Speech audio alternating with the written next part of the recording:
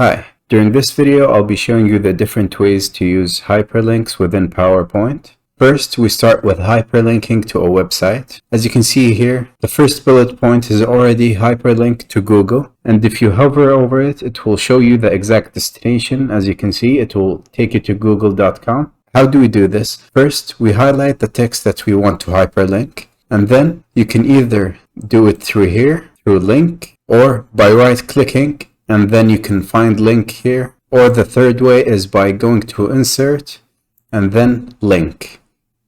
Insert link, and then here you'll specify the exact address you want the user to go to if they press on it. So let me copy a web address that I want this destination to be, and then I press OK. As you can see, it turns into a hyperlink, and if I press on Control and click on the link, it will take me to the website. Okay, that's for hyperlinking to a website. The second is hyperlinking to a file. You do it by highlighting on the text again, and then press link, insert link, and then here again you choose the first option, which is existing file or web page. Then let's say I want to link it to something on my desktop, so I press on desktop and I'll link the Excel vids Excel. What you should know here is if you're sharing this presentation with someone else and they don't have the folder in the exact same location, then they won't be able to open it, and you might want to utilize cloud storage and so on, so they're able to access it. The third is hyperlinking to another slide. Let's say I want to hyperlink to the fourth slide here, so I will highlight it and then I'll press link, insert link. This time I'll pick place in this document. Here you can see the exact slides that are within the PowerPoint. You can also have the options to choose the first slide.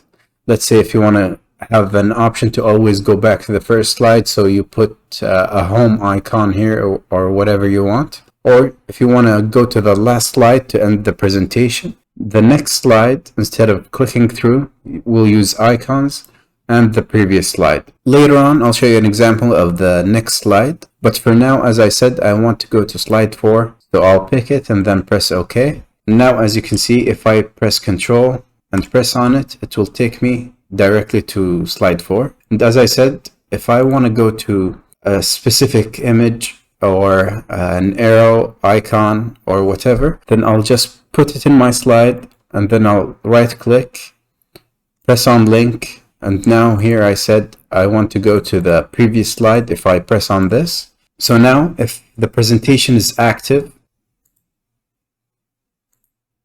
you'll be able to see it, and if I press on it, it will take me to the previous slide. Okay.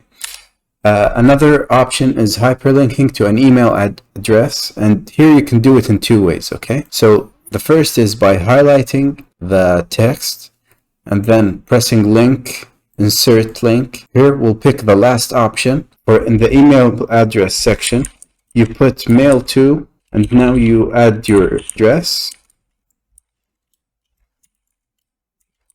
gmail.com, and then the specific subject you want. If you want to stick to one subject, and then test, press OK.